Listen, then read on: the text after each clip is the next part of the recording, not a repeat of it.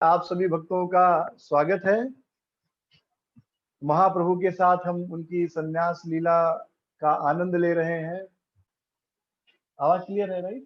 या तो कल हमने साक्षी गोपाल और भुवनेश्वर महादेव के दर्शन किए श्री चैतन्य महाप्रभु के साथ, और साक्षी गोपाल और भुवनेश्वर महादेव की कथा सुनी। आज हम महाप्रभु के साथ अब जगन्नाथपुरी की ओर प्रस्थान करेंगे। तो भुवनेश्वर महादेव से चैतन्य महाप्रभु कमलपुर की ओर चले। तो कमलपुर एक गांव है, उस गांव में आप जाएंगे तो वहां से जगन्नाथ जी का जो मंदिर है, उस मंदिर पे आपको झंडा दिखाई देने लगेगा। तो चैतन्य महाप्रभु ने झंडा देखा और बहुत खुश हो गए वो, और बहुत तेजी से वे जगन्नाथ मंदिर की ओर बढ़े और बार बार यह श्लोक गा रहे थे। प्रसदागे निवसति पुरः स्मेर वक्त अरविंदो मम लोक स्मित सुवर्णो बाल गोपाल मूर्ति। कि देखो मंदिर के चक्र पर बाल गोपाल, भगवान श्री कृष्ण बाल गोपाल के रूप में दर्शन दे रहे हैं। वो मुझे देख रहे हैं और मुस्कुरा रहे हैं। तो जगन्नाथ जी का झंडा देखकर, चक्र देखकर भगवान को कृष्ण का स्मरण हो रहा था, बाल गोपाल का स्मरण हो रहा था, और उन्हें लग रहा था कि वह बाल गोपाल उनको देख रहा है और मुस्कुरा रहा है। तो महाप्रभु बार बार यह श्लोक बोल रहे थे, गाते हुए जा रहे थे, जमीन पर गिर रहे थे और उनका भाव बढ़ते ही जा रहा था। और इस प्रकार चलते चलते वे अठार नाला पहुंचे। अठार नाला जब वो पहुंचे तो उन्होंने अपने भाव को नियंत्रित किया। तो अठार नाला हम सबने कथा में सुना है कि वह एंट्री पॉइंट है जगन्नाथपुरी का। वहीं से समझिए पूरी शुरू हो जाता श्री क्षेत्र। तो अठार नाला पहुंचे, वहां पर अपना भाव थोड़ा उन्होंने कंट्रोल में किया और फिर सभी भक्तों से कहा कि या तो आप लोग पहले दर्शन के लिए जाओ या मैं पहले जाऊंगा, साथ में नहीं जाऊंगा। तो मुकुंद ने कहा कि प्रभु आप पहले जाइए, और फिर महाप्रभु तीर की तरह तेजी से निकले जगन्नाथ मंदिर में जगन्नाथ के दर्शन के लिए। मंदिर में पहुंचकर महाप्रभु जब जगन्नाथ के देखे, जगन्नाथ जी को देखे, तो इतने खुश हो गए, इतने आनंद में आ गए महाप्रभु। उनको इच्छा हुई कि बस दौड़ूं और दौड़ के जगन्नाथ को गले लगा लूं। क्योंकि महाप्रभु का भाव क्या है कि जगन्नाथ जी तो मेरे स्वामी हैं। देखिए अब यह समझ महाप्रभु क्यों इस प्रकार सोच रहे हैं, क्योंकि महाप्रभु किस भाव में है। महाप्रभु का जो भाव है वो श्रीमती राधा रानी का है, और जगन्नाथ जी कृष्ण के भाव, मतलब कृष्ण है। चैतन्य महाप्रभु भी कृष्ण है, पर उनका भाव श्रीमती राधा रानी का है। तो राधा रानी इतने दिनों से कृष्ण को देखी नहीं है, तो अब जब पहली बार देखेंगी इतने दिनों के बाद, तो तुरंत इच्छा होगी कि उनको गले लगा ले। तो महाप्रभु को ऐसी इच्छा आई और वे तेजी से दौड़े मंदिर के अंदर। लेकिन अगर आप जगन्नाथ मंदिर के अंदर कुछ भी ऐसी हरकत करेंगे जो जिसकी अनुमति नहीं, तो वहां के जो सिक्योरिटी गार्ड है, सिपाही लोग, तो तुरंत उनके हाथ में डंडा रहता है, और पंडा भी बड़े पहलवान हो तो पीटना शुरू कर देते हैं। तो वे भी महाप्रभु के पीछे दौड़े डंडा लेकर उनको पीटने के लिए। अरे ये मंदिर के अंदर घुस रहा है। सिपाही बोले अरे पकड़ो पकड़ो, देखो मंदिर के अंदर जा रहा है। तो सिपाही भी पीछे दौड़े डंडा लेकर। और तब तक सार्वभौम भट्टाचार्य जो कि मुख्य पंडित हैं, उन्होंने देख लिया कि चैतन्य महाप्रभु तो कोई महापुरुष हैं। भगवान के रूप में नहीं पहचान पाए, लेकिन कोई महापुरुष है, इस रूप में उनको चैतन्य महाप्रभु की अनुभूति हुई। उन्होंने पहरेदारों को रोक दिया, रुको रुको, ऐसा मत करो, सबको हटा दिया। महाप्रभु जगन्नाथ की ओर दौड़े, लेकिन वहां तक पहुंच नहीं पाए। इतने खुशी में थे कि वो बेहोश हो गए, और लंबे समय तक वो बेहोश रहे मंदिर के अंदर। जगन्नाथ जी के भोग का समय हो गया था, लेकिन फिर भी महाप्रभु की चेतना वापस नहीं आई। वे तब तक बेहोश थे। तो सार्वभौम भट्टाचार्य ने क्या किया, अपने सेवकों को बुलाया और उसी हालात में उनको उठाकर अपने घर लेकर गए। और जब वो घर पर लेकर गए तो बहुत चिंता में थे कि कैसे इस व्यक्ति को मैं होश में लाऊं। क्योंकि वो बेहोश थे, सांस भी नहीं चल रही थी। तो सार्वभौम भट्टाचार्य ने क्या किया, रुई का टुकड़ा लिया एकदम पतला और नाक के पास रखा, तो रुई का टुकड़ा हिल रहा था, तो वो ये समझ गए कि अभी यह व्यक्ति जिंदा है, लेकिन होश में नहीं ला पा रहे थे। और चैतन्य महाप्रभु के शरीर में जो सात्विक भाव प्रकट हो रहे थे, तो उन सात्विक भावों से सार्वभौम भट्टाचार्य समझ गए कि कोई महापुरुष है, और यह जो भाव है इसका शास्त्रों में वर्णन है, अधिरुद्ध महाभाव। तो आप पहले 2 लेक्चर सुनेंगे तो तब आप महाप्रभु की यह स्थिति क्यों हो रही है अच्छे से समझ पाएंगे। तो जिन भक्तों ने नहीं सुना है उनसे अनुरोध है वो पहले 2 लेक्चर सुने गौर कथा के, कंप्लीट गौर कथा में आपको पहले 2 लेक्चर में ये मिल जाएगा। तो एकदम हैरान हो गए, यह भाव केवल साधारण व्यक्ति के अंदर नहीं होता, साधारण व्यक्ति के अंदर यह भाव हो ही नहीं सकता, यह भाव केवल नित्य सिद्ध के अंदर हो सकता है। तो वास्तव में यह भाव नित्य सिद्ध के अंदर भी नहीं हो सकता, यह भाव केवल श्रीमती राधा रानी का है, स्पेशल, हाँ, एक्सक्लूसिवली ये राधा रानी का भाव है, ये जीव के अंदर हो ही नहीं सकता। और इसलिए क्योंकि चैतन्य महाप्रभु राधा रानी का भाव लेकर आए थे, इसलिए उनके अंदर था। तो यहाँ पर हम भक्तों को, हम सबको जो भक्ति के रास्ते पर चल रहे हैं, भक्त बनने का प्रयास कर रहे हैं, हम सबको बहुत समझना यह जरूरी है कि अभी हम यद्यपि महाप्रभु की इन कथाओं का आनंद ले रहे हैं, लेकिन हम उस भाव में नहीं है, हमारा इस समय कोई भाव नहीं है। हमारा भाव का मतलब खाली भाव, क्या भाव चल रहा है पेट्रोल का, डीजल का। तो हमें साधना भक्ति करनी है, या प्रेम भक्ति का, शुद्ध प्रेम भक्ति का लक्षण है, और उसमें भी केवल जो श्रीमती राधा रानी है, जो प्रेम भक्ति की पराकाष्ठ है, उनका लक्षण है ये। हम भक्तों को बहुत व्यवहारिक रूप से भक्ति करना चाहिए, रोज 16 माला का जप करना, और 4 नियम पालन करना, और परिवार की जिम्मेदारियों को अच्छे से उठाना, पत्नी, पति, बच्चे, माता पिता, उनका देखभाल, सेवा करना। क्योंकि अभी हम जो है एक साधारण व्यक्ति हैं, इन कथाओं को सुनकर कभी कभी हमको लगता है कि हम भाव में हैं, लेकिन वो भाव नहीं है। कभी कभी आप ऐसा देखते होंगे, कोई कथाकार कथा करते हैं और बहुत लोग रोने लगते हैं, जब कृष्ण मथुरा छोड़कर जा रहे हैं, तो गोपियां उनके विरह में रो रही हैं, यशोदा मैया रो रही हैं। तो वह कथा सुनकर कभी कभी हम सबके आंखों में आंसू आ जाते हैं, और धीरे धीरे हमको लगने लगता है कि हम भी यशोदा मैया के, राधा रानी के स्तर पर हैं। लेकिन मैं आपको वचन दे सकता हूँ, गारंटी दे सकता हूँ इस बात का, हाँ, कि करोड़ों में एक आध को छोड़ दिए तो अधिकतर लोगों को अगर किसी ऐसी फिल्म दिखाई जाए जिसमें बहुत ही सेपरेशन का है, प्रेमी प्रेमिका से बिछड़ गई है, या बेटा माँ बाप से बिछड़ गया, तो वो सीन देखकर भी वो रोएंगे। तो ये मनुष्य स्वभाव है कि हम जब किसी दुख के बारे में सुनते हैं, किसी का दुख भरा स्थिति देखते हैं, तो हमारी आंखों से आंसू आ जाता है। तो ऐसा जब कुछ होता है कथा में, तो यह नहीं सोचना चाहिए कि अब हम भी परम कृष्ण प्रेम के स्तर में हैं, बल्कि हम मनुष्य हैं, और मनुष्य का स्वभाव है कि ऐसा कुछ भी होता है, चाहे वह हम कथा में सुने या बाहर किसी टीवी सीरियल या मूवी में देखे, या किसी की दुख भरी कहानी सुने, तो भी आंखें गीली हो जाएंगी। लेकिन जो महाभाव में है, वो आदमी टीवी सीरियल देखेगा तो उसकी आंखें गीली नहीं होंगी, वो जानेगा ये माया है, लेकिन हमारी आंखें गीली हो जाएंगी, क्योंकि हम अभी भी उस भाव में नहीं। तो अपने आप को धोखा नहीं देना चाहिए कि हम बहुत भाव वाले भक्त हैं, बहुत रसिक भक्त हैं। हमारे लिए प्रभुपाद जी ने कुछ नियम बनाए, 16 माला जब, 4 नियम पालन, उसे बड़े अच्छे से करना चाहिए। हाँ, अपने आप को धोखा नहीं देना चाहिए। इन कथाओं को सुनकर इच्छा करनी चाहिए कि एक दिन हम भी ऐसे भगवान को प्रेम कर सकें और भगवान का विरह महसूस कर सकें। हाँ, लेकिन अभी हम उस अवस्था में नहीं है, हमारी साधना भक्ति है। तो कुछ समय के बाद देखिए महाप्रभु आगे आ गए, बाकी के भक्त नित्यानंद, गदाधर, मुकुंद, महाप्रभु ने कहा था ना पहले मैं जाऊंगा, मतलब पहले या तो आप जाओ या मैं जाऊं, तो मुकुंद ने कहा पहले आप जाइए, तो ये लोग पीछे थे, तो ये लोग बाद में आए, मंदिर में ये ढूंढने लगे महाप्रभु को। तो सेवकों ने बताया, हाँ हाँ एक आदमी ऐसा था, उसको सार्वभौम भट्टाचार्य अपने घर लेकर गए। तो मुकुंद, नित्यानंद, गदाधर सब सार्वभौम भट्टाचार्य के घर पहुंचे, तो उन्होंने महाप्रभु को बेहोश देखा। वे सब तुरंत कीर्तन करने लगे, हरे कृष्णा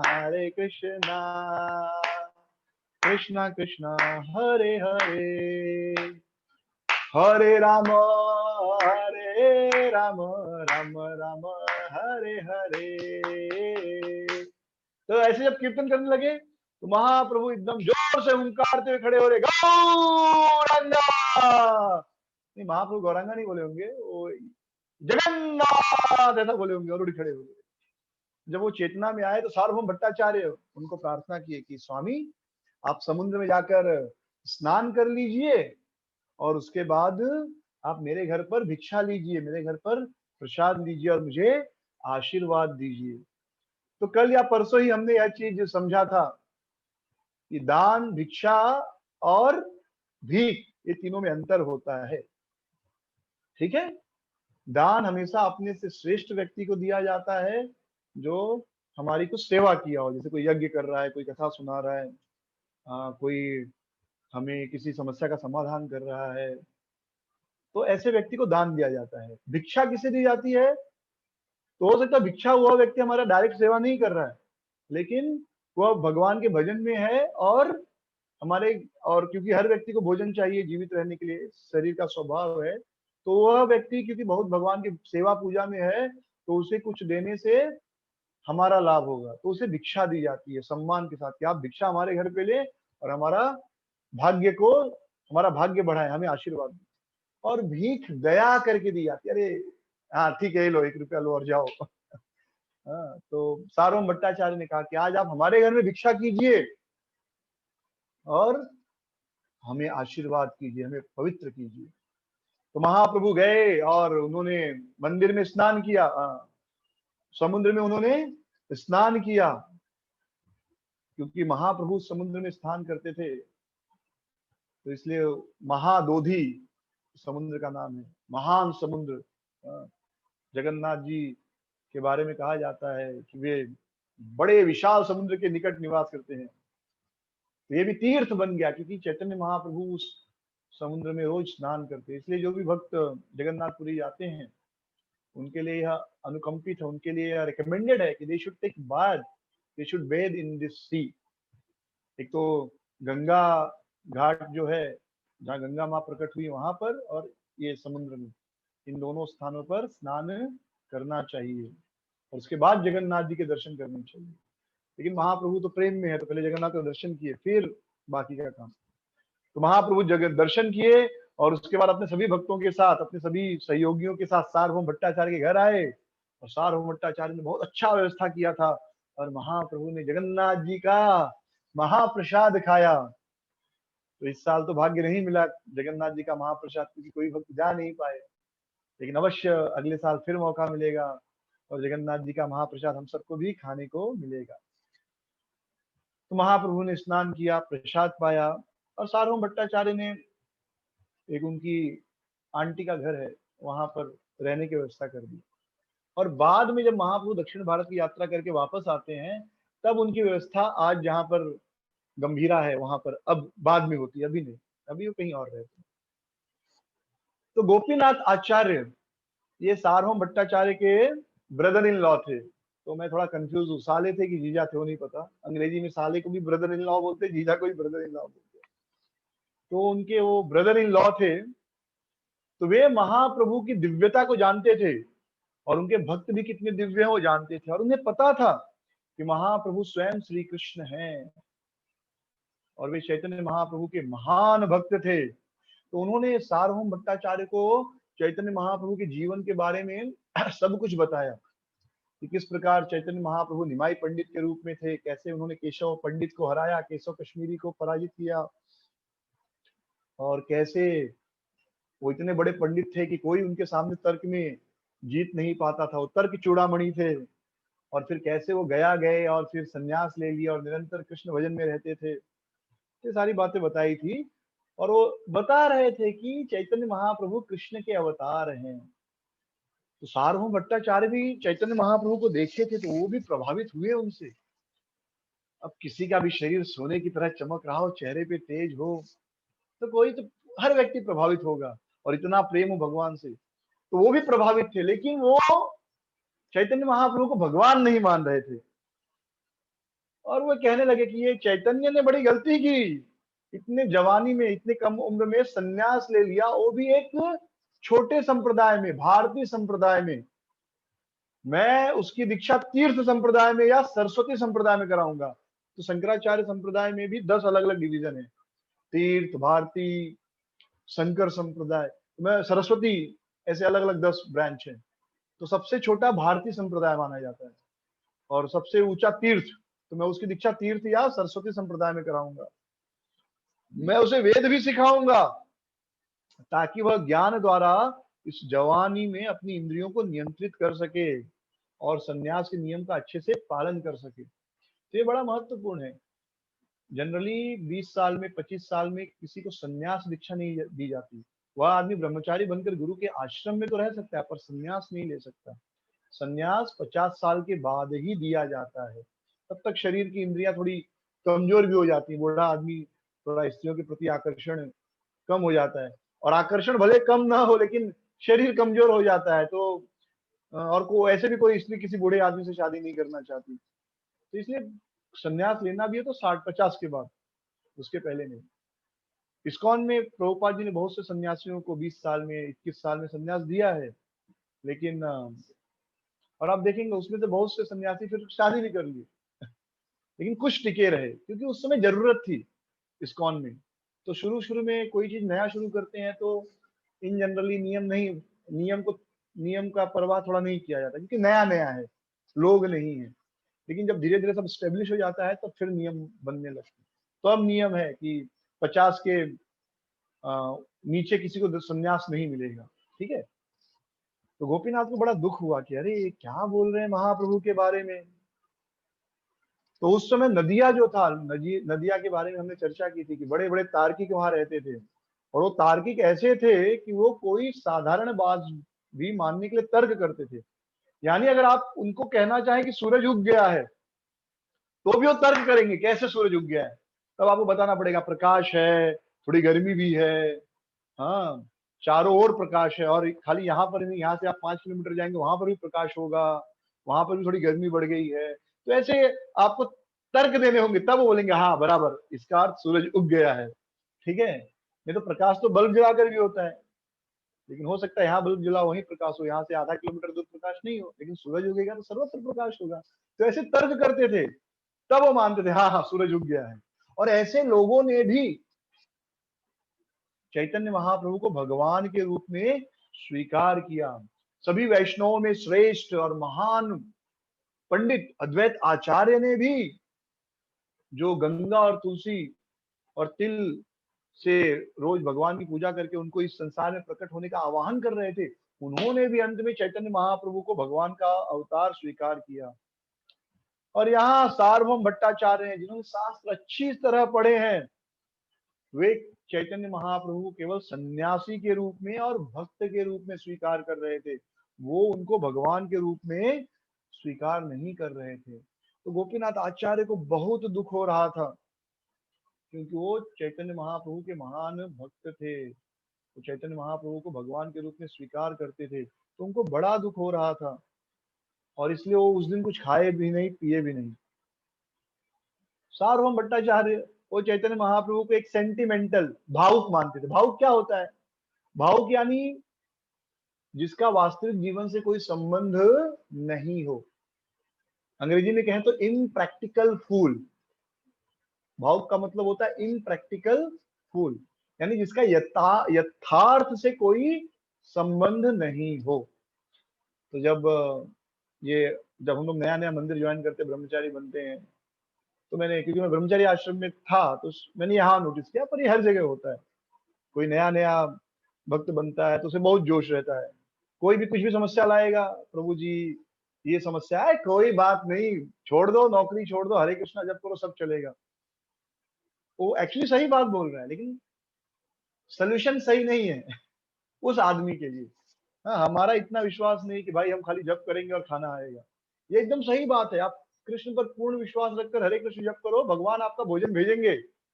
हाँ, अजगर करे न चाकरी, बंस पंछी करे न काम, दास मूल का कह गए सबके दाता राम। लेकिन हमारे लिए अप्लाई नहीं होता क्योंकि अभी हमारा उतना फेथ नहीं है भगवान पर। हम बोलेंगे आज से सब काम धंधा बंद, घर में बैठकर जप करूंगा और खाना आएगा, और एक दिन खाना नहीं आएगा तो तुरंत सोचने लग जाएंगे नहीं गड़बड़ है। लेकिन भक्त ऐसा नहीं, जो सच में विश्वास है वो ऐसा सोचेगा ही नहीं, वो खाने का ही नहीं सोचेगा, भोजन का। आया तो खा लूंगा, नहीं तो भूखा रह जाऊंगा। तो हमारी वो अवस्था है क्या? नहीं। तो इसके लिए हमारे लिए भगवत गीता शास्त्रों का उपदेश है कि हमको कैसे, जब तक हमारा पूरा विश्वास नहीं है तब तक कैसे हमको भक्ति करना है।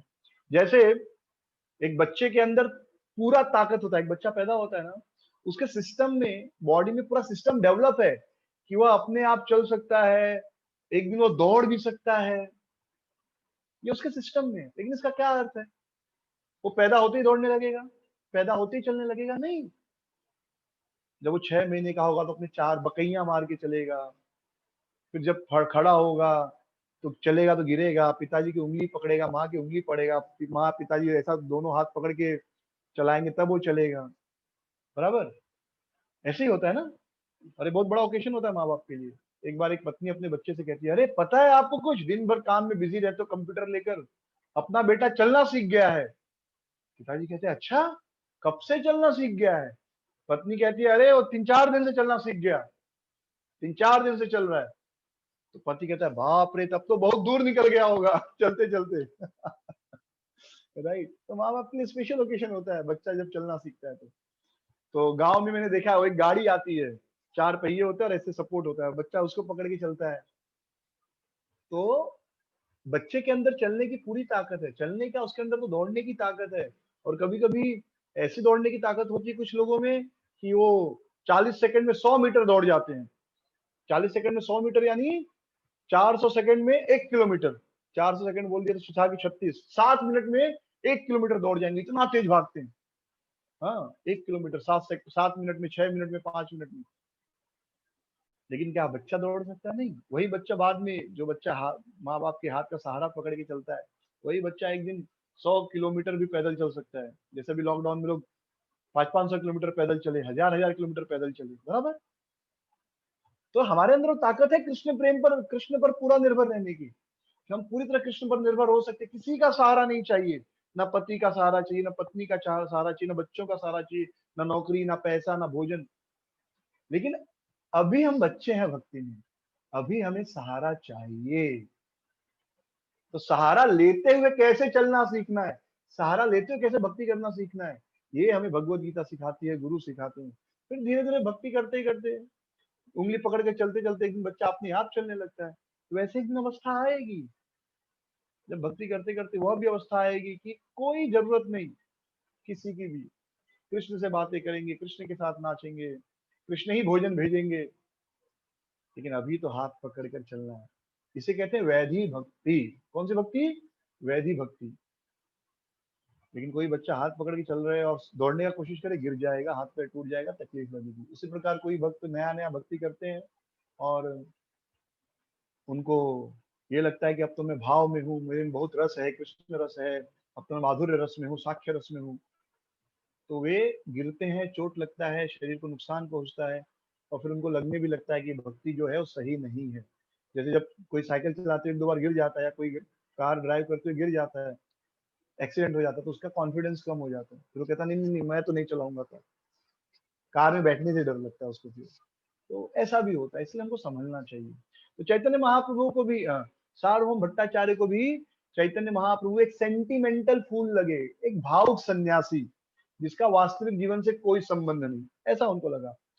और उनको यह भी लगा कि इनके भक्त लोग इनको बार बार महाप्रभु महाप्रभु कह के बहुत चढ़ा रहे हैं, उनका नुकसान कर रहे हैं। हाँ, लेकिन कुछ तो करना होगा ताकि इनका यह भ्रम दूर हो जाए कि यह बहुत महान भक्त है। तो यह भ्रम उसका दूर करना पड़ेगा। लेकिन महाप्रभु तो सच में राधा रानी के भाव में आए हैं। तो वास्तव में सार्वभौम भट्टाचार्य क्यों ऐसे सोच रहे थे? क्योंकि उनका अहंकार था यह। तो बड़े से बड़े सन्यासी भी आकर सार्वभौम भट्टाचार्य के चरणों में गिरते थे। सार्वभौम भट्टाचार्य गृहस्थ थे, लेकिन बड़े से बड़े सन्यासी आकर उनको प्रणाम करते थे और उनसे वेदांत सीखते थे। बड़े से बड़े सन्यासी भी आकर उनसे वेदांत सीखते थे, बड़े उम्र वाले भी। तो सार्वभौम भट्टाचार्य को लगा कि देखो, मन में, मतलब इसको कहते हैं सूक्ष्म अहंकार। तो कहीं ना कहीं उनको ये पीड़ा थी कि बड़े से बड़े सन्यासी आकर भी मुझसे शिक्षा लेते हैं कि कैसे सन्यासी रहना चाहिए, और इस युवा सन्यासी को देखो, यह सब इसका तारीफ कर रहे हैं, सब इसकी स्तुति कर रहे हैं, इसकी प्रशंसा कर रहे हैं। अरे इससे तो मुझसे आके सीखना चाहिए। राइट। तो उनको ये बड़ा मन में चोट लगा था। सूक्ष्म उनको भी बाहर से नहीं पता था, पर कहीं ना कहीं ये चीज उनके दिल में चल रही थी। तो गोपीनाथ आचार्य वे गए महाप्रभु के पास और उन्होंने महाप्रभु से सब कुछ बताया कि महाप्रभु, चाहे ये जो सार्वभौम भट्टाचार्य हैं आपको भगवान नहीं मानते, वो सा जो है अ, गोपीनाथ आचार्य वो यह सोच रहे थे कि अगर मैं ऐसा बताऊंगा महाप्रभु को तो गुस्सा होंगे। लेकिन महाप्रभु ने कहा कि मैं मुझे बहुत खुशी हो रही है कि सार्वभौम भट्टाचार्य मेरे बारे में ऐसा सोचते हैं और उन्हें मेरी चिंता है और वो सोचते हैं कि मेरा आध्यात्मिक जीवन, अगर मैं उनसे वेदांत सीखूंगा तो अच्छा हो जाएगा। कितना, वो तो पिताजी की तरह मेरा ख्याल रखते हैं, बहुत अच्छी बात है। तो गोपीनाथ को बहुत दुख हुआ। हाँ, और उन्होंने कहा महाप्रभु से कि प्रभु आप ऐसा क्यों सोच रहे हैं सार्वभौम के बारे में। उनके शब्दों से मेरे हृदय को बहुत पीड़ा हुई है। हाँ, जैसे कोई बाण चलाए और वो बाण हृदय में लग जाए, वैसा हृदय में वह बाण लगा है। मैं आपसे प्रार्थना करता हूँ मेरे दुख को दूर कीजिए, और अगर आप ऐसा नहीं करोगे तो मैं खाऊंगा नहीं पीऊंगा नहीं। तो महाप्रभु कैसे किसी भक्त को दुख को देख सकते हैं। तो उन्होंने गोपीनाथ आचार्य से कहा कि आप तो कृष्ण के भक्त हो, अगर आपके मन में ऐसी इच्छा आ गई है कि सार्वभौम भट्टाचार्य भी भक्त बने या उनका भी हृदय परिवर्तन हो, तो जरूर कृष्ण ऐसा कुछ करेंगे। चैतन्य महाप्रभु ये नहीं बोले मैं करूंगा, उन्होंने कहा जरूर कृष्ण ऐसा करेंगे। एक काम करो, आप ये उपवास मत करो, आप जाओ और खाओ, अच्छे से खाओ, अच्छे से प्रसाद पाओ। गोपीनाथ आचार्य समझ गए कि बहुत ही जल्दी सार्वभौम भट्टाचार्य का उद्धार होने वाला है। वे घर गए और उन्होंने बड़े खुशी खुशी प्रसाद खाया। जब आदमी खुश होता है तो बड़े अच्छे से खाता है, राइट। एक बार गांव में बारिश नहीं हुई थी, उस साल में गांव में ज्यादा रुका था कुछ कारणों से, अगस्त तक रुक गया था, बहुत पहले की बात है। तो मेरे बाबा दादाजी, तो धान उसमें धान होता है, मई जून में धान की खेती होती है। तो इंजन चलाकर बहुत दूर था, नहर से पानी करके, मतलब नहर का पानी नहीं आता है हमारा, ट्यूबवेल का पानी धीरे धीरे नहर से, नहर भरा, नहर से फिर खेत में गया, क्योंकि नहर धान सूख रहा था। फिर उसके 2-4 दिन बाद अच्छी बारिश हुई। तो दादाजी मेरे बोले आज तो अच्छे से खाऊंगा, आज अच्छी बारिश हुई। हम बच्चे थे उस समय, मतलब 5, 4, 9, 10 साल के। तो हम लोगों को क्या पता बारिश हो नहीं हो, हमको तो खाना मिलता है। वो तो बड़ों को चिंता होती है ना खाने पीने की, बच्चे को क्या खिलाएंगे, बच्चे को कहाँ चिंता है। तो मुझे पता चला अच्छा बारिश होने पर भी खुश होते हैं लोग कि भाई बारिश हुई तो आज अच्छे से खाऊंगा। तो जब आदमी खुश होता है तो अच्छे से भरपेट खाता है। तो उन्होंने बड़े अच्छे से खाया, गोपीनाथ ने पूछा। अगले दिन सार्वभौम भट्टाचार्य महाप्रभु से मिले, उनको एक एकांत स्थान पर लेकर गए और उनकी इच्छा थी कि जैसे मैं बाकी सन्यासियों को सिखाता हूँ, इसको भी सिखाऊं और इसको थोड़ा डांटू कि क्या ये भावुकता में आप रहते हो हमेशा, ये भावुकता अच्छी बात है नहीं है। और ये सही बात भी है। हाँ, सेंटिमेंटल फूल हमको नहीं बनना है, हमको प्रैक्टिकल रहना चाहिए। महाप्रभु महाप्रभु सेंटिमेंटल नहीं है, वो तो सच में राधा रानी के भाव में। लेकिन जैसे ही उन्होंने महाप्रभु को देखा तो उनकी इच्छा थी डांटूंगा इसको, लेकिन महाप्रभु को देखते ही उनका यह भाव चला गया, डांटने का भाव चला गया। उन्होंने, सार्वभौम भट्टाचार्य ने हाथ जोड़ा और कहा स्वामी, गोपीनाथ ने कहा इसलिए मैं आपके पास आया हूँ, मुझे पता है आप जगन्नाथ मिश्रा के पुत्र हैं और जगन्नाथ मिश्रा मेरे मित्र थे, हम दोनों दोस्त थे, आपके पिताजी और मेरे पिताजी दोस्त थे, मित्र थे। इसलिए मेरा जो व्यवहार है वो आपके प्रति पिताजी की तरह है, हम दोनों एक ही क्लास में पढ़ते थे। तो इसलिए मैं आपके लाभ के लिए आपसे कुछ कहना चाहता हूँ, कृपा करके अगर मेरी धृष्टता के लिए मुझे क्षमा करना। आपके अंदर जो भक्ति है अनडाउटेडली, बिना किसी संकोच के बहुत ही श्रेष्ठ है। लेकिन आप सन्यासी हो और सन्यासी का काम क्या है, ज्ञान अर्जित करना। आप जो है नाचते हो गाते हो भावुकों की तरह। हाँ, ये आपके लिए अच्छा नहीं है, क्योंकि इस उम्र में अगर आप नाचेंगे गाएंगे, आप जवान हैं, सुंदर भी हैं, तो आपकी इंद्रियां आपके नियंत्रण में नहीं रहेंगी। ऐसे ही इस उम्र में इंद्रियां कमजोर होती हैं। आप विवाह देखिए, विवाह की उम्र क्या है, 20 साल, 22 साल, 25 साल, इसी उम्र में लोगों का विवाह किया जाता है ना, क्योंकि जो जनन इंद्रिय है वो उस समय जो है नियंत्रण के बाहर हो जाती है। तो व्यक्ति फिर विवाह करके उस इंद्रिय को धर्म धर्म के तरीके से उसकी संतुष्टि की जाती है। नहीं तो फिर वो व्यक्ति गलत काम करेगा, बलात्कार करेगा, वेश्या के पास जाएगा। तो धर्म के अनुसार उसकी उस जरूरत को पूरी की जाती है। और आपने तो संन्यास ले लिया है, तो संन्यास ले लिया तो कोई बात नहीं, लेकिन अगर आप संन्यास लेकर नाचेंगे गाएंगे तब तो बड़ा मुश्किल होगा आपके लिए अपनी इंद्रियों को नियंत्रित करना। राइट, एक तो विवाह नहीं हुआ, ऊपर तो कोई आदमी नाचे गाए, हाँ, या कोई आदमी ऐसी फिल्में देखे, तो फिर और मुश्किल है उसके लिए रहना, ब्रह्मचारी या कुंवारा रहना। तो महाप्रभु तो सन्यासी थे, तो नाचने गाने से आपकी इंद्रियां अनियंत्रित हो सकती हैं। तो आपको तो ज्ञान अर्जित करना चाहिए, आपको वेद पढ़ने चाहिए, शास्त्र पढ़ने चाहिए। तो रोज दोपहर को मैं आपको वेद सिखाऊंगा। महाप्रभु ने हाथ जोड़े और कहा कि मैं तो मूर्ख हूं, मुझे पता नहीं सही क्या है गलत क्या है। मैं आपको समर्पण करता हूं, मैं आपको पूर्ण रूप से समर्पित हो जाता हूं। आपको जो सही लगता है आप कीजिए, मैं जैसा आप कहेंगे मैं वैसा करूंगा।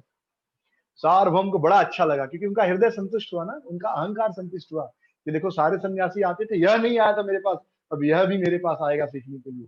बड़ा मजा आता है किसी को काउंसिल करने में। यह हमारे सूक्ष्म अहंकार की संतुष्टि है। आप देखेंगे कोई आदमी कितना भी बिजी हो, कोई आकर कहे कि मैं थोड़ा समस्या में हूँ और कुछ सलाह चाहिए, तो तुरंत तो टाइम निकाल देगा आपके लिए इन जनरल। क्यों? बड़ा मजा आता है काउंसलिंग देने में, क्योंकि somewhere we feel that we are in control. तो उनको भी बड़ा आनंद आया। सार्वभौम भट्टाचार्य, देखो ये मेरे नियंत्रण में आ गया, अब मैं इसे स्टूडेंट जैसा, विद्यार्थी जैसा कभी डांट सकता हूँ। हाँ, फिर अगले दिन जो है सार्वभौम भट्टाचार्य आसन पर गुरु की तरह बैठे हैं अहंकार लिए, और महाप्रभु को वेद सिखा रहे हैं। और महाप्रभु एकदम नम्र बालक की तरह बैठे हैं, नम्रता की मूर्ति बने हुए, और वेद सीख रहे हैं। हाँ, तो सार्वभौम भट्टाचार्य उनको इम्प्रेस करना चाहते थे, उनके ऊपर प्रभाव डालना चाहते कि देखो मुझे कितना वेद आता है। तो कभी कभी जब नए प्रचारक होते हैं, जब हम लोग नया नया प्रीचिंग करते हैं, अरे हम सबके साथ होता है, मेरे साथ भी है, तो बहुत सारे श्लोक कोट करना, यहाँ का श्लोक भगवत गीता में ये श्लोक का ये अध्याय का ये श्लोक, भागवतम में ये अध्याय ये श्लोक। तो somewhere we feel like impressing audience, देखो मुझे कितना शास्त्र पता है। शुरू शुरू में प्रचार नहीं होता, शुरू शुरू में इम्प्रेस होता है, लेकिन चलो एन केन प्रकार कृष्ण कथा हो रहा है तो लाभ हो रहा है, बोलने वाला भी शुद्ध हो रहा है, सुनने वाला भी शुद्ध हो रहा है। लेकिन कहीं ना कहीं ये अहंकार होता है कि हम लोगों को इम्प्रेस करना चाहते हैं, इसलिए ये अध्याय में ये श्लोक में इन्होंने ऐसा कहा। तो बताना चाहते हैं देखो मुझे इतना भगवत गीता पता है, इतना भागवतम पता है। बट धीरे धीरे 5 साल बाद, 10 साल बाद, 20 साल बाद हम समझने लगते हैं कि हमको लोगों को इम्प्रेस करने के लिए प्रवचन नहीं करना है, बल्कि अपनी शुद्धि के लिए।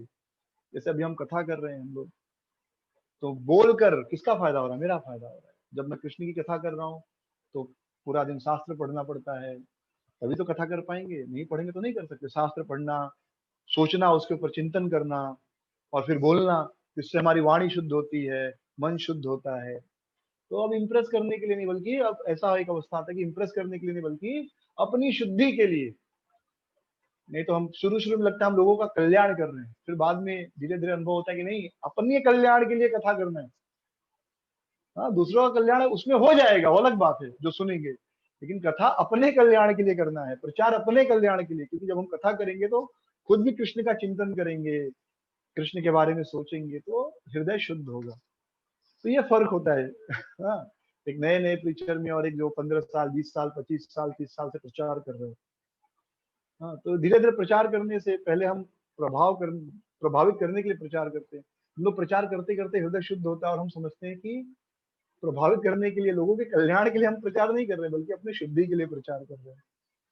तो सार्वभौम भट्टाचार्य भी महाप्रभु को ऐसे इंप्रेस करना चाहते थे, ये वेद में ये श्लोक लिखा है, ऐसे लिखा है, वैसे फलाना ढिकाना बता रहे हैं। और महाप्रभु चुपचाप ध्यान से 7 दिनों तक लगातार सुनते रहे, एक शब्द नहीं बोले, हाँ भी नहीं बोले, ना भी नहीं बोले। सार्वभौम भट्टाचार्य एकदम थक गए, क्योंकि जनरली लेक्चर के बाद एटलीस्ट हम सुनना चाहते हैं, कोई तो आके बोले हाँ प्रभु जी बढ़िया क्लास दिया आज, बढ़िया बोले। कहीं ना कहीं मन में ये इच्छा होता है, कोई तो बोले बढ़िया, बहुत अच्छा, आज आज आपने तो प्रभु जी फोड़ दिया। हाँ, तो कहीं ना कहीं वो तारीफ सुनने की स्तुति इच्छा होती है, या कम से कम कोई आके बोले भाई आज आपने क्या बोला, रोज तो आप बढ़िया बोलते थे, आज तो आप कुछ अजीब ही बोले। तो कहीं ना कहीं फीडबैक, आदमी एक्सपेक्ट करता है। लेकिन यहाँ महाप्रभु ना हाँ बोल रहे हैं ना बोल रहे हैं, कुछ बोल ही नहीं रहे हैं। तो इनको बड़ा बुरा लगा। 8वें दिन उन्होंने जब पढ़ाना शुरू किया, पढ़ाने के पहले बोले कि स्वामी, मैं 7 दिनों से इतना मेहनत कर रहा हूँ और आपको वेद सिखा रहा हूँ, और आप 7 दिन में से केवल चुप हैं। मुझे नहीं पता आपको कुछ समझ में आया कि नहीं समझ में आया। महाप्रभु बड़े नम्रता से जवाब दिए कि महाराज, मैं तो मूर्ख हूँ, आप तो इस दुनिया के बहुत बड़े पंडित हैं। मैं आपकी इतनी दिव्य टीका, आप इतना बढ़िया प्रवचन दे रहे हैं, मुझे कुछ समझ में नहीं आ रहा है, मैं मूर्ख हूँ। अब किसी को आप 1 घंटे प्रवचन दो और बाद में बोले प्रभु जी बढ़िया था पर मुझे कुछ समझा नहीं, तो आपको कैसा लगेगा? मुझे एक बड़ा अच्छा उदाहरण याद है। हम लोग बुक डिस्ट्रीब्यूशन करने गए थे।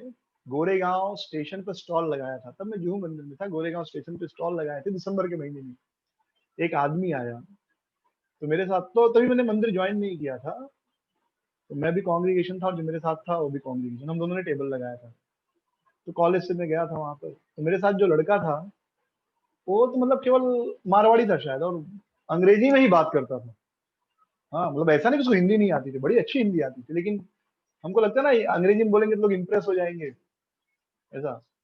तो इसलिए कुछ लोग जानबूझकर अंग्रेजी में बोलते हैं। तो हुआ क्या कि कोई एक आदमी आया किताब लेने, बूढ़ा था, 50-60 साल का कुछ उम्र रहा होगा उसका।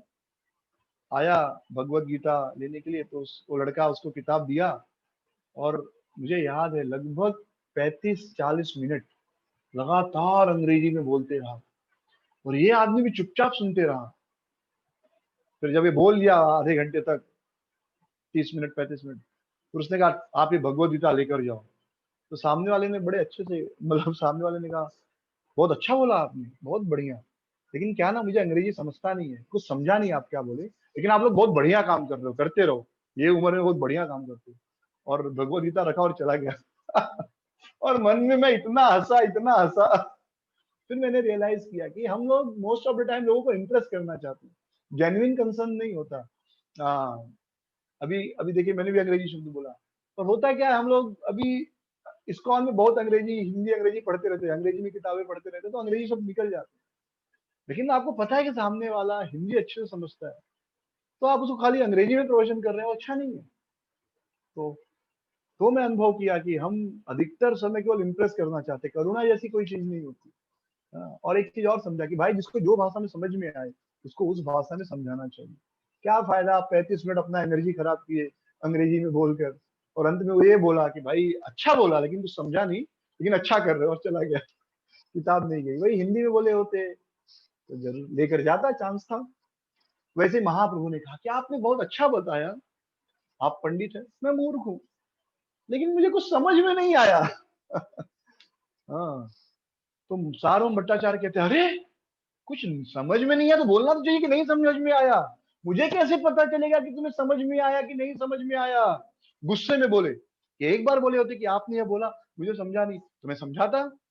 फिर महाप्रभु ने फिर हाथ जोड़कर नम्रता से कहा, लेकिन गंभीर भाव में पर नम्रता से, कि महाराज शंकरा जो वेद में लिखा है वो मुझे समझ में आता है, वेद की वाणी मुझे समझ में आती है, लेकिन जब आप वेद की जो टीका देते हैं, उस श्लोक पर जब आप टिप्पणी लिखते हैं, बता रहे हैं, वह समझ में मुझे नहीं आया।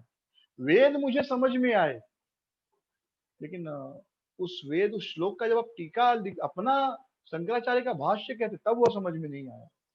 अब कोई ऐसा कहे कि भाई श्लोक समझ में आया लेकिन आप जो कमेंट्री कर रहे हो समझ में नहीं आया, तो ये तो ऐसे ही था जैसे किसी ने एकदम तेज तीर, या आज की भाषा में किसी ने गोली मार दी हो, हाँ, सीने में। वो कहते ना गोली मार भेजे में, बहुत पुराना एक पिक्चर था, याद नहीं आ रहा मुझे, बहुत पुराना पिक्चर था, तो ये गाना बहुत फेमस था, गोली मार भेजे में। तो जैसे किसी ने आपके भेजे में या सीने में गोली मार दी हो, तो ऐसा उनको लगा किसी ने उनके हृदय में तीर छोड़ दिया हो कि भाई आपका टीका सही नहीं है, श्लोक तो समझ में आया पर आपका टीका समझ में नहीं आया। सपने में भी नहीं सोचा था उन्होंने कि कोई उनको कहेगा ऐसा, और ये जगन्नाथ का बेटा बोल दिया, 20 साल का लड़का बोल दिया, 24 साल का, इससे बड़ा उनके लिए बेइज्जती का क्या बात हो सकता है। तो बड़े ही अभिमान के साथ घमंड से उन्होंने और आंखें तान कर कहा, अच्छा अब मैं भी समझ गया कि तुम्हें भी अपने पांडित्य का अभिमान है, तुम्हें भी अपने पांडित्य का अभिमान है। तो तुम्हें भी का मतलब मुझे तो अभिमान है, लेकिन तुम्हें भी है। तो उन्होंने इनडायरेक्टली स्वीकार कर लिया कि मुझे भी अहंकार है। हाँ, बाहर से नम्रता और अंदर से अहंकार। हाँ, कि मुझे बुढ़ापे में अब तुम वेद बताओगे, पूरा जिंदगी वेद पढ़ा मैंने, ये बाल धूप में सफेद नहीं किए हैं, वेद पढ़कर सफेद किए हैं। महाप्रभु ने हाथ जोड़ा और कहा, स्वामी आप बुरा मत मानिए, गलत मत समझिए, आपकी गलती नहीं है ये, आपने जो समझाया सही है शंकराचार्य के अनुसार, लेकिन शंकराचार्य ने जो है वह वेदों का जो सीधा सीधा अर्थ वह न लेकर इनडायरेक्ट अर्थ लिया है। इनडायरेक्ट अर्थ तो संस्कृत के शब्दों के बहुत अर्थ होते हैं, तो जो वास्तव में संस्कृत भाषा पढ़ा है और सीधा अर्थ लेगा, तब वह सही शब्दों में संस्कृत के श्लोकों की व्याख्या कर सकता है। जैसे बहुत से लोग, जैसे एक अंग्रेज ने संस्कृत सीखा और वेदों का तात्पर्य किया, वेदों को अंग्रेजी में लिखा फिर, और उसने बहुत गलत गलत अर्थ लिखा।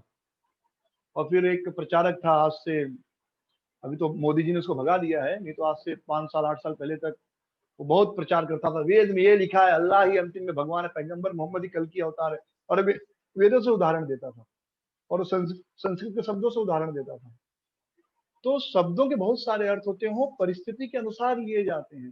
तो जिस व्यक्ति ने शास्त्रों को पढ़ा है अच्छे से, श्रद्धा पूर्वक गुरु से सीखा है, वही व्यक्ति शास्त्रों की असली में व्याख्या कर सकता है। जैसे एक अंग्रेज ने एक हिंदी सीखने के लिए क्लास लिया और हिंदी सीखा अच्छे से उसने, तो फिर एग्जाम में उसे एक प्रश्न आया कि चलो इसको अंग्रेजी में ट्रांसलेट करो, हाँ, ताकि हम मतलब समझ में आए कि भाई आपको हिंदी अब समझ में आ गया। तो उसमें था, संतोष आम खाता है, इसका मतलब हम सब क्या समझे, संतोष आम खा रहा है, संतोष को आम पसंद है, संतोष आम खाता है, ठीक है। अब उस व्यक्ति ने उसका अंग्रेजी में क्या अनुवाद किया, satisfaction is a general account. तो संतोष का क्या अर्थ हुआ, संतोष का अर्थ होता है, एक होता है सेटिस्फैक्शन, संतुष्टि, लेकिन यहाँ पर संतोष का क्या अर्थ है, यहाँ पर संतोष एक व्यक्ति का नाम है। आम, आम का क्या अर्थ है, आम का एक अर्थ होता है जनरल, आम जनता, और आम का एक अर्थ होता है आम, फल, आम। खाता है, खाता का मतलब ईटिंग, और एक खाते का अर्थ क्या होता है, अकाउंट। तो उसने जो ट्रांसफर किया, ट्रांसलेशन किया, अनुवाद किया, संतोष आम खाता है, संतोष satisfaction is a general account. तो एक्चुअली एक हिसाब से देखा जाए तो सही है, गलत नहीं है, लेकिन क्या सच में सही है, कंप्लीटली बोगस, पूरी तरह गलत है। उसी प्रकार कोई क्रिश्चियन आके हमें भगवत गीता सिखाए, ये देखो आपके श्लोक गलत है, अरे उसको संस्कृत का एबीसीडी नहीं मालूम, इंडिया का कल्चर नहीं मालूम, किसी गुरु से उसने सीखा नहीं है, कैसे वो संस्कृत को हिंदी में या अंग्रेजी में ट्रांसलेट कर सकता है, क्या किस किस हिसाब से। एक आदमी अंग्रेजी सीखा, बहुत अंग्रेजी सीखा, बचपन में हम लोग जो बोलते थे अपने आसपास के लोग, वो ट्रेन में बैठा, भोजपुरी सीख रहा था, ट्रेन में बैठा, तो एक आदमी आया और बोला कहीं बार घुसका। वो लगा डिक्शनरी, घुसका का मतलब क्या होता है, कहीं बार घुसका, एक्चुअली सरक बोलते ना, थोड़ा सा साइड में, थोड़ा सरक जाइए। लेकिन अब वो आप कितना भी हिंदी भोजपुरी दूसरे से सीख लो, जब तक आप उस समाज में पैदा नहीं हुए हो, तब तक वो तनी भर घुसका नहीं समझ में आएगा। तनी भर घुसका, वो थोड़ा सा सरक जाइए, हाँ, तनी भर सरका या तनी भर घुसका, सरका फिर भी समझ में आएगा, सरकना, ये घुसका क्या है। अब इतने दिनों से मैं भी, मतलब पिछले 15-18 साल से अपने परिवार में नहीं हूँ, हम परिवार में आज भी भोजपुरी में बात करते हैं हम लोग, आज भी मेरे माता मतलब पिताजी या भाई से बात करता हूँ तो भोजपुरी में, क्योंकि बाय डिफॉल्ट है वो। लेकिन अब थोड़ा तकलीफ होती है, मतलब वो शब्द थोड़ा नहीं आ पाते, तो अब मैं भी बोलता हूँ घुसका, तो थोड़ा सा ब्रेन एक्सेप्ट नहीं करता है, लेकिन क्योंकि पैदा ही हुआ उस समाज में तो पता है घुसका मतलब सरक जाओ, ठीक है। लेकिन जो जो उस समाज में पैदा नहीं हुआ है, जैसे आप कितना भी मराठी सीख लो, लेकिन जो एक्चुअल मराठी होता है, हाँ, मराठी में भी एक होता है, एक हार्डकोर मराठी, आप कितना भी साल, आपका अगर वो भाषा नहीं मातृभाषा, तो आप कितना भी अच्छे से मराठी सीख लो, लेकिन जब तक आप मराठी परिवार में नहीं रहे, हाँ, 10 साल 20 साल, तब तक जो एक्चुअल हार्डकोर मराठी है वो नहीं समझ पाएंगे। बंबई का मराठी अलग है, हाँ, बम्बई की हिंदी अलग है। बम्बई में हिंदी नहीं चिंदी बोलते हैं, चालू हिंदी। हाँ, राइट। सो कैसे कोई आदमी जो शास्त्र को गुरु से नहीं पढ़ा है, वो कैसे उसको अंग्रेजी में या अन्य भाषा में अनुवाद कर सकता है? तो फिर वही होगा, अंग्रेज आम खाता है, सेटिस्फेक्शन इज जनरल अकाउंट। वही हुआ, जिस अंग्रेज ने वेदों का ट्रांसफर किया, वो कितना भी हिंदी सीख ले, कितना भी संस्कृत सीख ले, उसके सही अर्थ को वो समझ नहीं सकता। समझ रहे हैं? तो हर शब्द के बहुत सारे अर्थ होते हैं, और पूरा का पूरा अर्थ उस कॉन्टेक्स्ट में देखना होता है। जैसे एक बार एक मरीज डॉक्टर के पास गया, बोला डॉक्टर साहब आपने तो दवाई दी थी, कुछ असर ही नहीं हो रहा है। डॉक्टर ने बोला अच्छा, दवाई खाली थी? तो इसने कहा नहीं, दवाई खाली नहीं थी, वो तो शीशी भरी हुई थी। तो एक खाली का अर्थ खा लिया था, और एक खाली का अर्थ होता है एम्प्टी, खाली। इसने कहा अरे बेवकूफ, दवाई पीली थी, मतलब पिया था कि नहीं? उसने कहा नहीं, दवाई पीली नहीं थी, दवाई तो नीली थी, तो एक पीली का अर्थ पीला भी होता है। तो उसने कहा अरे बेवकूफ, दवाई मुंह में खोल के रख ली थी? तो उसने कहा नहीं नहीं, आपने तो फ्रिज में रखने के लिए कहा था ना, इसलिए फ्रिज में रखा था। उसने कहा यार तो सच में गधा है। बोला कि तुम पागल है, मर जा। तो उसने कहा कब मरूं? बोले जा यहाँ से, चला जा। अच्छा तो फिर कब आऊं मैं, मरने के बाद आऊं कि मरने के पहले आऊं? तो पॉइंट क्या है कि अगर आप जिस चीज को नहीं समझते, जिस परंपरा में आप नहीं पैदा हुए हैं, आप उस चीज को सीख कर भी नहीं सीख सकते। जो कोर चीज वो नहीं सीख सकते, क्रक्स, वो चीज सीखने के लिए आपको समाज में रहना पड़ेगा, उस समाज की भावनाओं को, वैल्यूज को जीना पड़ेगा, उस संस्कृति को जीना पड़ेगा। कल कोई आए और बोले कि मैं संस्कृत पढ़ूंगा, और फिर सारी बुक्स को संस्कृत से हिंदी में या अंग्रेजी में ट्रांसलेट कर दूंगा, नहीं हो सकता। आपको वह जीवन जीना पड़ेगा, जो संस्कृत पढ़ने वालों का जीवन होता है, साधु जैसा जीवन। उन शास्त्रों को जीना पड़ेगा, भगवान का पूजा करना पड़ेगा, उस संस्कृति, उस परंपरा को समझना पड़ेगा, तब जाकर आप संस्कृत सीख सकते हैं। या कोई आदमी बोले मैं 4 किताबें पढ़ के डॉक्टर बन जाऊंगा, नहीं हो सकता। डॉक्टर बनने के बाद भी आपको पेशेंट लोगों के साथ रहना पड़ेगा, प्रैक्टिकल देखना पड़ेगा। तो इस प्रकार शंकराचार्य ने अनुवाद किया, और इस प्रकार आज बहुत से लोग हमारे वेदों को, भगवत गीता को अनुवाद करते हैं अंग्रेजी में। उनको कोई पता नहीं होता कि वास्तव में भगवत गीता क्या है, भागवतम क्या है। तो ऐसे लोगों से सावधान रहना चाहिए, ऐसे लोगों के, और ऐसी टीका नहीं पढ़नी चाहिए। भगवत गीता की टिप्पणी पढ़नी है तो श्रील प्रभुपाद जी की पढ़िए, जिन्होंने वह जीवन जिया है, भक्ति का जीवन जिया है, भगवत गीता का जीवन जिया है। तो वह आदमी सच में संस्कृत से हिंदी, इंग्लिश, मराठी में ट्रांसलेट कर सकता है? या कोई वह आदमी जो दारू खाता है, मांस पीता है, जिसको एबीसीडी पता नहीं हमारे परंपरा का, संस्कृत का, और वह हमारे वेदों को ट्रांसलेट करे और पूरी दुनिया में कहे देखो ये सब तो बोगस है, ये सब तो गलत है? तो चैतन्य महाप्रभु ने यही बात कहा। चैतन्य महाप्रभु ने कहा कि शंकराचार्य ने बाह्य लक्षण लिया है, वास्तविक लक्षण नहीं लिया है। उन्होंने अविध वृत्ति नहीं लिया, बल्कि लक्ष्य वृत्ति लिया, लक्षण, सिम्टम। एक होता सिम्टोमेटिक, और एक, हर शब्द के बहुत से अर्थ होते हैं। एक होता सिम्टोमेटिक लक्षण, और एक होता उसका रियल लक्षण। जैसे सर दुखना, सर दुखना क्या है? ये मैं इसलिए थोड़ा स्ट्रेस कर रहा हूँ ताकि आप लोग समझिए कि कैसे हमें कोई भी बुक क्यों नहीं पढ़ना चाहिए, क्यों हमें केवल प्रभुपाद का लिखा हुआ किताब ही पढ़ना चाहिए, और किसी की किताब पढ़ने की जरूरत नहीं। क्यों केवल श्रील प्रभुपाद? अगर आप सच में भगवत धाम जाने की इच्छा रखते हैं, श्रील प्रभुपाद जी की किताबें पढ़िए। प्रभुपाद जी एक बार भक्तों को डांट रहे थे कि तुम लोग किताब नहीं पढ़ते हो। तुमको पता है मैं भी मेरी किताबें पढ़ता हूँ, क्योंकि ये किताबें मैंने नहीं, कृष्ण ने लिखी, इसलिए मैं भी जब पढ़ता हूँ मुझे भी नया नया पता चलता है। तो लक्ष्य वृत्ति और बाह्य वृत्ति में अंतर होता है। लक्षण मतलब सिम्टम, जैसे आपने खाना नहीं खाया और सर दुख रहा है, हम खाना नहीं खाते तो सर दुखने लगता है ना। तो सर दुखना ये क्या है? लक्षण है, ये असली कारण नहीं है। और आप क्या करोगे? अरे सर दुख रहा है, टैबलेट खा लिया, और असली कारण तो आप भूखे थे, खाना नहीं खाया था। या आपका पेट साफ नहीं हुआ 2-3 दिनों से और सर दुख रहा है, क्योंकि ब्रेन को और कोई भाषा नहीं आती। ब्रेन बताना चाहता है कि भाई आप गड़बड़ कर रहे हो, लेकिन वो आपको ईमेल, जीमेल, शीमेल तो नहीं कर सकता, वो आपको चिट्ठी भी नहीं लिख सकता, उसे कोई भाषा नहीं आती। उसे केवल एक ही भाषा आती है, क्या? वो दर्द देना शुरू करेगा। जैसे छोटे बच्चे को कुछ भी चाहिए, कुछ भी तकलीफ हो तो रोता है, वो आपको बोल नहीं सकता, राइट? रोता है मतलब भूखे ही लगा, ऐसा नहीं। रोता है तो उसको दर्द भी हो रहा होगा, मच्छर काट होगा, बहुत कुछ हो सकता है। वो माँ धीरे धीरे टेक्निक समझ जाती है। वैसे सिर क्या करता है, दर्द देना शुरू करता है। उसके बहुत से कारण हो सकते हैं। आपने अच्छे से खाना नहीं खाया है, गलत सही खा लिया है, आपका नींद पूरा नहीं हुआ है, आपका पेट साफ नहीं हुआ है, बहुत से कारण हो सकते हैं। हम क्या करते हैं, सिर दर्द की गोली खाते हैं और ब्रेन को बोलते चुप, shut up, don't tell me what wrong I am doing, बोलो मत मुझे मैं क्या गलत कर रहा हूँ। जैसे लोग कोई हमको हमारी गलती बता देते, आपको बोलने की जरूरत नहीं है, मुझे पता है मैं क्या कर रहा हूँ। तो जैसे शरीर सर दर्द होता है, हमको बताता है भाई थोड़ा ध्यान दो, एक दो दिन का सोचो क्या गलत किए हो, ठीक से सोए नहीं, कि खाए नहीं ठीक से, कि पेट ठीक से साफ नहीं हुआ। लेकिन हम वो सब कुछ नहीं सोचते, एक सर दर्द का दवाई खा लेते हैं और ऐसे दवाई खाते खाते धीरे धीरे kidney fail, liver fail, diabetes, blood pressure, ये सब शुरू हो जाता है। तो वैसे ही लक्षण अलग होता है, मूल कारण अलग।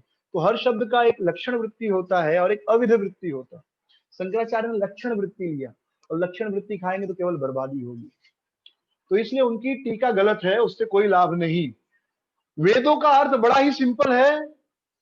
जब वेदों में कहा गया भगवान ब्रह्म है, तो ब्रह्म का एक अर्थ होता है, आपने ब्रह्म का अर्थ लिया निराकार, सर्वत्र व्याप्त। लेकिन ब्रह्म का एक अर्थ यह भी होता है सबसे श्रेष्ठ, जो सबसे श्रेष्ठ हो, सर्वत्र, हर चीज में श्रेष्ठ। ये भी है ना, ब्रह्म, ब्रह्माकार हो गए, ब्रह्म। जैसे मराठी में बोलते हैं ना, क्या, खूब खाया, क्या बोलते हो शब्द मराठी में, खूब खाया, खूब खाऊंगी, बच्चे लोग बोलते हैं, याद नहीं आ रहा बड़ा। हाँ हाँ, लय भारी बोलते ना, लई लई जेवणार, मतलब एक दो छोटे बच्चों के मुख से सुना, एक तो खारघर में रहती है और एक तो अपने ठाकुरली में रहती है। लई लई जेवणार, मतलब अरे लई का क्या मतलब होता है, फिर वाइफ ने बताया मतलब खूब सारा। कितना अच्छा लगता है, लय भारी, खूब भारी। जैसे बृहद का मतलब बहुत बड़ा, सर्वत्र व्याप्त तो है जो सब जगह है, लेकिन एक अर्थ और भी है, सब बहुत बहुत बड़ा, बहुत बड़ा। तो जो हर चीज में बड़ा हो, यानी जो हमसे सुंदरता में बड़ा हो, जो हमसे माधुर्य में बड़ा हो, जो हमसे प्रेम में बड़ा हो, जो ऐश्वर्य में बड़ा हो, जो आनंद में बड़ा हो। आपको बांसुरी बजाने आता है, जो उसमें भी बजाने में बड़ा हो, जो हमसे नाचने में बड़ा हो, यानी जो हमसे हर चीज में श्रेष्ठ हो, उसे भी बृहद कहते, उसे भी ब्रह्म कहते। लेकिन शंकराचार्य ने ये अर्थ न लेकर यह अर्थ लिया कि सर्वत्र व्याप्त यानी निराकार। लेकिन ये सही अर्थ नहीं। सही अर्थ क्या है, जो सबसे सुंदर है, सबसे आकर्षक है, जिसकी आंखें इतनी सुंदर है कि सबको आकर्षित कर ले, तो जिसके रूप माधुरी, लीला माधुरी, गुण माधुरी, वेणी माधुरी सबसे श्रेष्ठ हो, वही सर्वत्र है, वही बृहत सर्वव्याप्त है, और वही श्री कृष्ण है। सर्वव्यापक, सर्व आकर्षक कृष्ण, जो सबको आकर्षित करे, जो सबको मोहित करे। तो भगवान की रूप माधुरी, भगवान की लीला माधुरी, भगवान की वेणी माधुरी, कृष्ण ही ऐसे हैं जिनकी बाल लीला सबको आनंद देती है।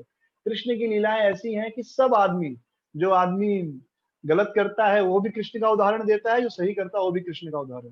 चोरी करने वाला बोलेगा अरे जब भगवान ही चोरी करते थे कृष्ण, तो हम क्यों नहीं चोरी करें। जो लड़कियों को छेड़ता वो भी कृष्ण को उदाहरण देगा, अरे कृष्ण भी छेड़ते थे। हाँ, अरे कृष्ण ने 16,000 शादी की, हमने तो 2 ही की, क्या गलत किया।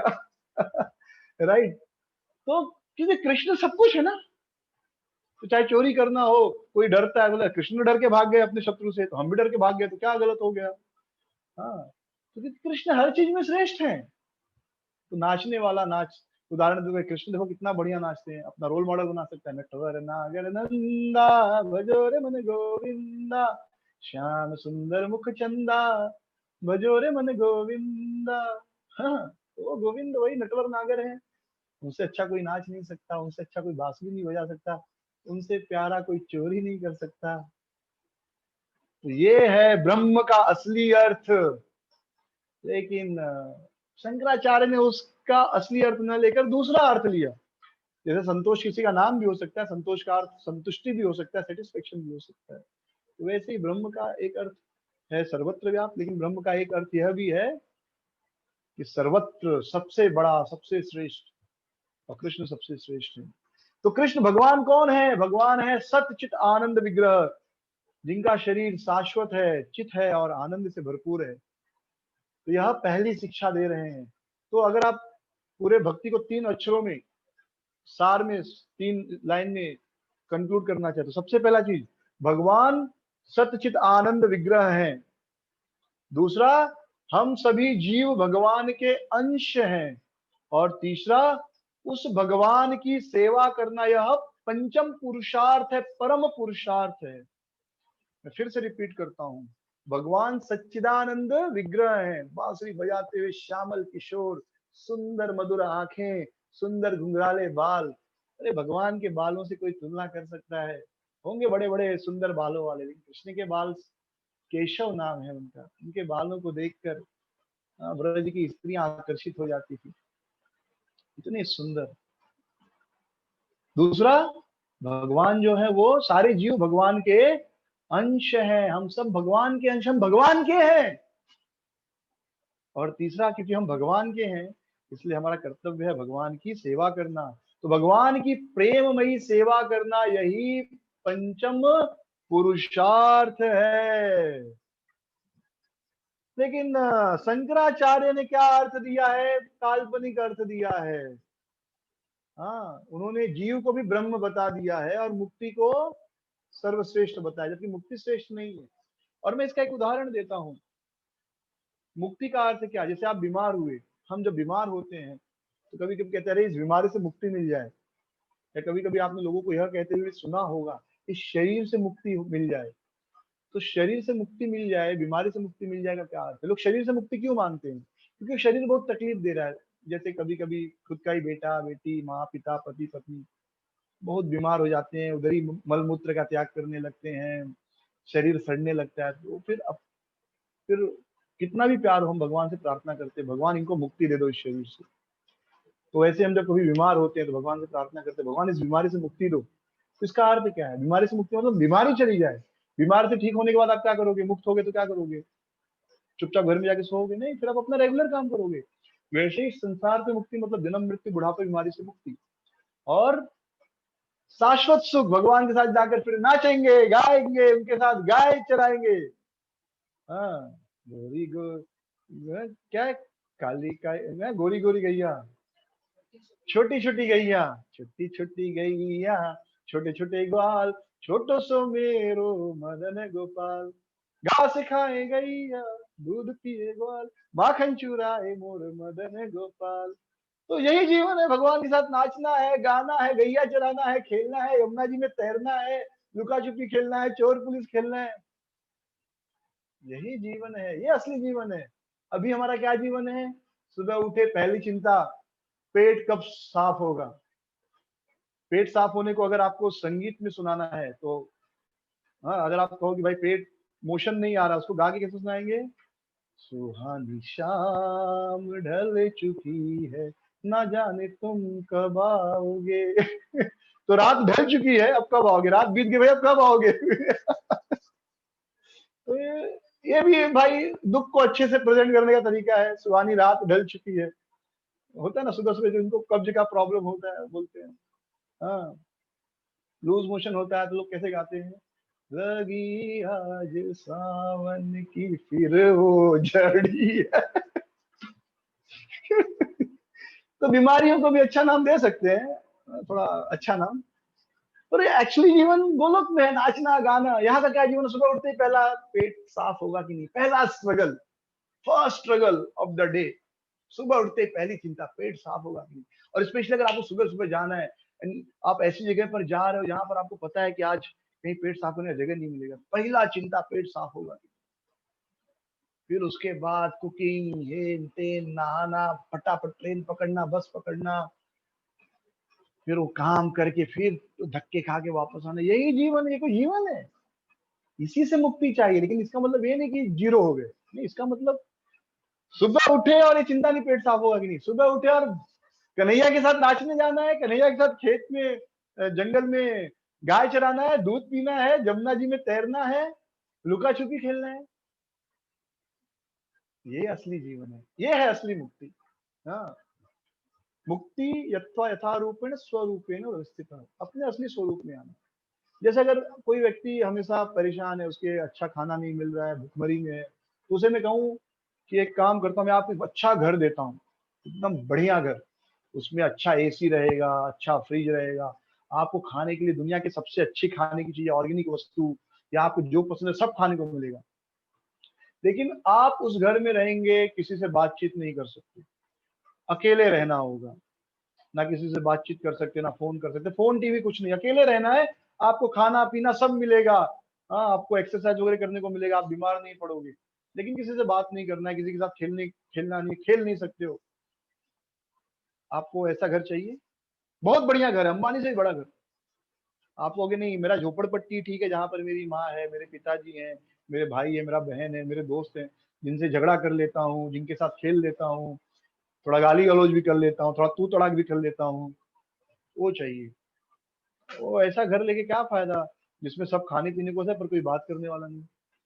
तो मुक्ति क्या है शंकराचार्य की भाषा में, या जो लोग बोलते हैं ना हम ब्रह्म में मिल जाएँगे, उनके लिए मुक्ति का अर्थ है कि आपको कोई दुःख नहीं होगा, लेकिन कोई पॉज़िटिव सुख भी नहीं है, ना कोई बोलने वाला, ना बात करने वाला, ना खेलने वाला।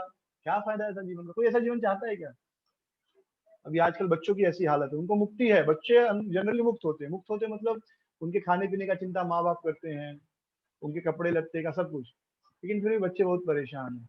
क्यों? कोई खेलने वाला नहीं है। बच्चे कहते हैं, "आई मला बोर वाटते, मी बोर होते।" क्यों? कोई खेलने वाला नहीं है। उनको खाने-पीने की कमी नहीं, माँ-बाप दे रहे हैं खाने-पीने को। तो क्या आप ऐसा जीवन चाहते हैं? नहीं, हम ऐसा जीवन नहीं चाहते। हम तो जीवन चाहते हैं खूब नाचना हो, गाना हो, खेलना हो, कूदना हो, कन्हैया के साथ। तो चैतन्य महाप्रभु ने इस प्रकार मुक्ति का असली अर्थ समझाया और बहुत सारे उदाहरण दिए शास्त्रों से, एक के बाद एक। और सार्वभौम भट्टाचार्य तो एकदम जैसे किसी ने उनके ऊपर जादू टोना कर दिया हो। बस केवल सुन रहे हैं, एक शब्द मन से निकल नहीं रहा है। और वो हैरान हो गए कि अरे! ये सन्यासी को इतना ज्ञान, और उनको लगने लगा कि मैं तो नौसिखिया हूँ। हाँ, कहते हैं ना, अब आया ऊँट पहाड़ के नीचे। ऊँट बहुत ऊँचा होता है, बहुत लंबा होता है ना, गर्दन बड़ी ऊँची होती है ऊँट की, बड़ा लंबा ऊँचा प्राणी है। तो ऊँट को लगता है अरे मैं बड़ा ऊँचा हूँ, मुझसे ऊँचा कुछ नहीं। लेकिन जब ऊँट पहाड़ के नीचे जाता तब देखता है अरे मुझसे भी ऊँचा कुछ है। तो ऐसे ही हम सबको लगता है हम सब बड़े ज्ञानी हैं, बहुत बड़े भक्त हैं, बहुत पैसे वाले हैं, लेकिन जब सच में हमसे ज़्यादा ज्ञानी या बड़ा भक्त या कोई पैसे वाला आता है, तब हमको समझता है भैया हम तो कुछ नहीं है। तो ऐसे जो है सार्वभौम भट्टाचार्य एकदम आश्चर्यचकित होकर, हैरान होकर सुन रहे थे, उनको कुछ समझ में नहीं आ रहा था।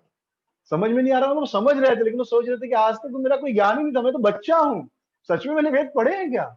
मुझे तो कुछ नहीं पता। ऐसा वो सोच रहे थे। उनका जो अहंकार था, पूरी तरह नष्ट हो गया कि मैं बहुत बड़ा वेदों का ज्ञाता हूँ। इस प्रकार महाप्रभु उनका अहंकार भी नष्ट करते हैं, क्योंकि जब तक अहंकार नष्ट नहीं होगा, तब तक कृष्ण से प्रेम नहीं होगा। और गोपीनाथ आचार्य की इच्छा थी कि सार्वभौम भट्टाचार्य को कृष्ण प्रेम मिले। तो आज कथा यहीं विश्राम लेंगे, कल आगे कथा करेंगे। तो यद्यपि हम चैतन्य महाप्रभु का कथा कर रहे हैं,